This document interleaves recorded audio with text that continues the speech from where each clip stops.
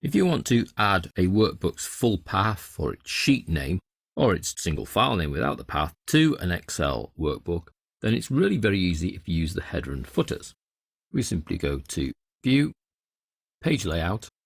This will then show you the option for the headers, where I can click to add a header, go to Header and Footer Tools Design, and I have options to insert the file path, or the file name, or the sheet name. Very easy. However, if what I don't want to do is actually place it in the header, but in a cell on the sheet, so if I click and go back to View, Normal, then it isn't so easy. We need to do some manipulation. First thing is I can get the full path, which includes the file name and the sheet name, by going to equals cell, open brackets, open speech marks, file name, close speech marks, close brackets, return, and I get some of what I'm after. I get the full path here to the file, including the file name, celldata.xlsx, including the sheet name.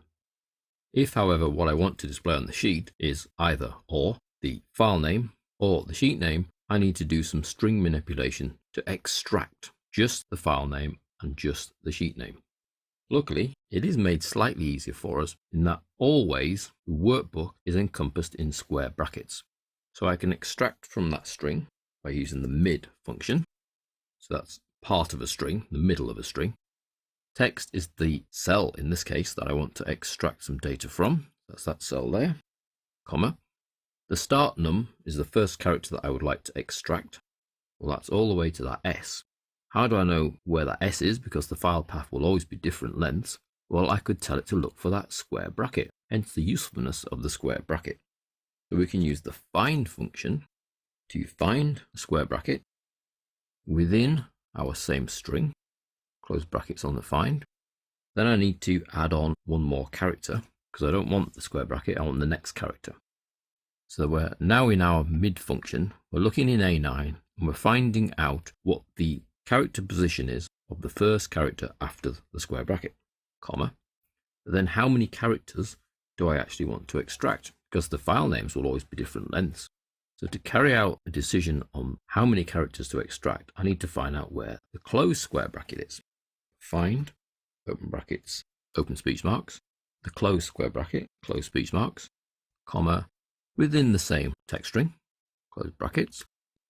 So that will give me the position of the closed square bracket. What I then need to do to figure out how many characters are here is to take the position of the closed square bracket and take away the position of the S. Take away, find, open speech marks, the opening bracket. I'm not looking for an S because the file name could begin with anything. It's the square bracket that will always be there. I'm looking for the square bracket in A9. I find the position of the closed square bracket and I take away the position of the opening square bracket and then take one more character off so that I don't display any of the square brackets. And then I can close the round bracket for my mid function. Although it looks quite messy, it is going to work for us every time. The name of the file name is sales data. If I then move that to here, and just put a little label in, file name. Now to extract the sheet name, things are slightly easier. Let's just widen that, because I'm just looking for where that square bracket ends, so the closing square bracket, and then I want all the characters after that.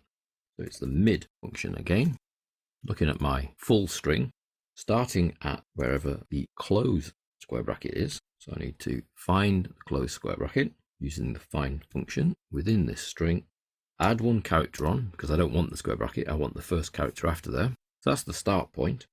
But then how many characters? Well, I want to go from there to the end. So the number of characters is going to be the length of that whole string. Take away wherever the close square bracket is. I've just copied that function and pasted it in.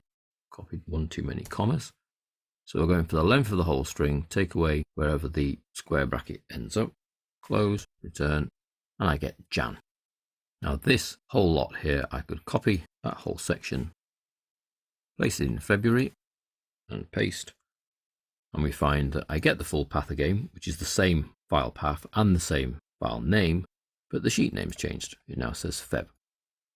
So although that might seem quite long-winded, you can extract the sheet name using a function in Excel without the requirement for some clever Visual Basic.